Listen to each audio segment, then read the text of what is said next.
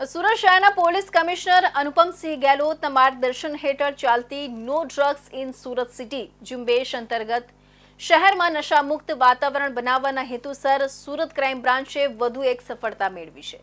પ્રતિબંધિત કોકેન એટલે કે ડ્રગ્સના મોટા જથ્થાના ગુનામાં વોન્ટેડ આરોપી યશ સંદીપ બુંદેલાને ગણતરીના કલાકોમાં ઝડપી લેવામાં આવ્યો છે। સુરત શહેરમાં નશાની ખેપ ચલાવતું એક મોટું કોકેન સિન્ડિકેટ પર્દાફાશ થયું છે, જેમાં મુખ્ય સૂત્રધાર તરીકે નાઇજીરિયન મહિલા કાલીનો ભેદ ખુલ્યો છે। ક્રાઇમ બ્રાન્ચે હાથ ધરેલી આ કાર્યવાહીમાં બે યુવાનો મિતેશ પાંડે અને ચેતન પરમારને પકડવામાં આવ્યા છે, જ્યારે નાઇજીરિયન મહિલા કાલી સહિત 3 આરોપી હજુ ફરાર છે।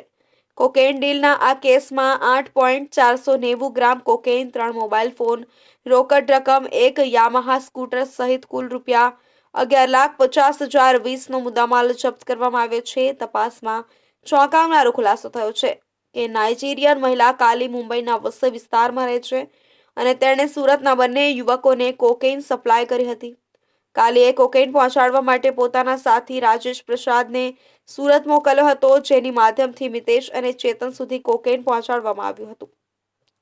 આ બંને આરોપી સુરતના અડાજણ વિસ્તારમાં કોકેન વેચવાની તૈયારીમાં હતા, ત્યારે ક્રાઇમ બ્રાન્ચે ઓમેગા હોસ્પિટલની બાંધકામ હેઠળની બિલ્ડિંગ પાસે રેડ કરીને બંનેને રંગે હાથે ઝડપી લીધા હતા। કાલી ન માત્ર કોકેન સપ્લાય કરતી હતી, પણ સંપૂર્ણ નેટવર્ક ચલાવતી હતી, જેમાં તે સુરત જેવા શહેરોમાં પણ પોતાની પ્રવૃત્તિઓનું વિસ્તરણ કરી રહી હતી।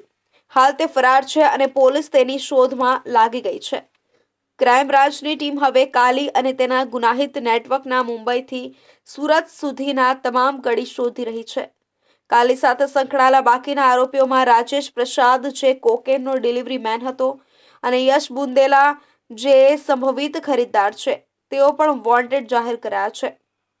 પોલીસે તમામ વિરુદ્ધ એનડીપીએસ એક્ટ 1985ની કલમ 8C, 21B, 29 હેઠળ ગુનો નોંધ્યો છે અને વધુ કાર્યવાહી શરૂ કરી છે। નો ડ્રગ્સ ઇન સુરત સિટીના અભિયાન અંતર્ગત સુરત ક્રાઇમ બ્રાન્ચ, સુરતની અલગ અલગ બ્રાન્ચો અને પોલીસ સ્ટેશન દ્વારા સતત નાર્કોટિક્સની વિરુદ્ધમાં નેસ્તનાબૂદ કરવા માટે એક સતત પ્રયત્ન કરવામાં આવી રહ્યો છે। તેમાં ક્રાઇમ બ્રાન્ચના પોલીસ ઇન્સ્પેક્ટર SN પરમાર અને એમની ટીમને એક માહિતી મળી હતી કે કોકેન વેચવા માટે બે ઇસમો આવનાર છે, મિતેશ પાંડે અને ચેતન પરમાર, જે બાતમી આધારે મહાવીર હોસ્પિટલ પાસે વોચ ગોઠવવામાં આવેલી હતી પંચો સાથે।